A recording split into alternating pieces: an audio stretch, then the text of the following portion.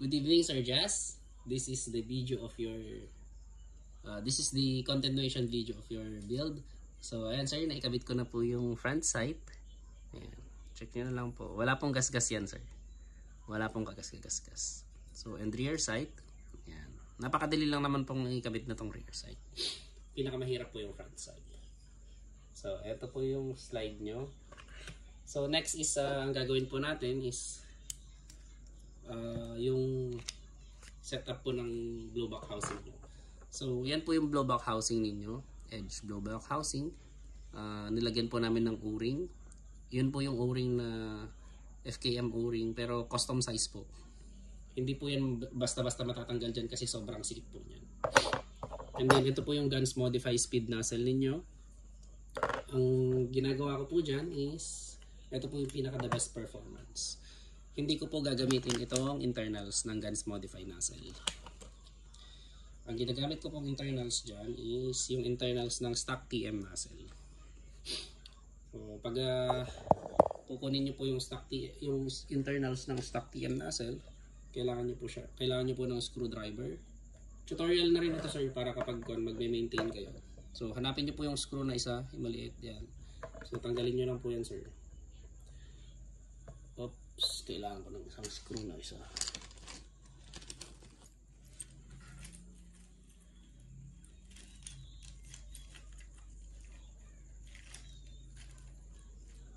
So, ayan, sir. Hindi ko gamitin po natin yung screw ng Guns Modify. So, ganyan lang po ang pagtanggal yan. So, merong apat na parts. Nozzle valve spring, nozzle valve, tsaka nozzle valve blocker. So, ayan po yung blocker, ito po yung valve, ito po yung valve spring. And then yung pang-apat, yung screw of course. Ito po, yung screw po.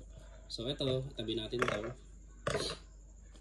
At ilagay natin kunin natin yung screw ng Guns Modify.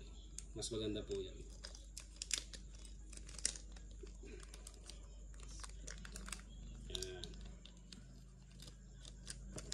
So, eto sir, nilalagay ko po ito ng walang lube, yung spring tsaka valve.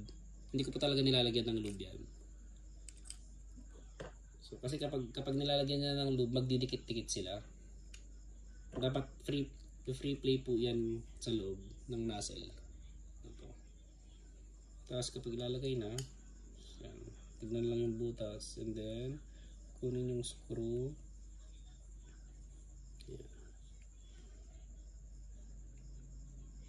So, and then ang nilalagay ko pong lube dito is dito nilalagyan ko ng konting silicone oil, yung malapot, pinakamalapot na silicone oil.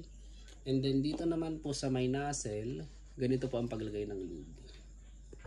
Super lube silicone grease naman. So kapag sa nozzle sir,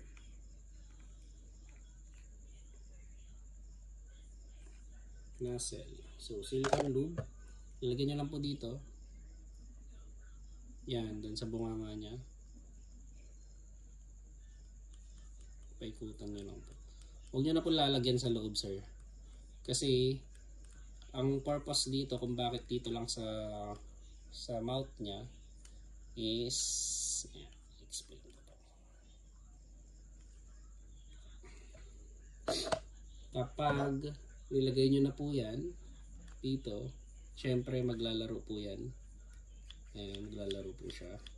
So hanggang dun sa naaabot lang po ng o-ring, dun lang po nai-spread yung grease tsaka yung oil. So dun lang po siya nag-spread. So ito po yung nozzle spring, 140% AIP. Ang tanging nozzle spring na ginagamit ko. And then sir, konting silicone oil lang po dito sa mismong nozzle spring. Dito lang tayo naglalagay. Konting-konti lang. Tapos yun lang po. Kakabit na po dito. Yan, kakabit na po dito. Pag ganyan po siya para hindi mahulog yung nozzle spring. Ayan, kakabit na. Then pag nakakabit na, ilagay niyo yung screw na kasama ng blowback housing.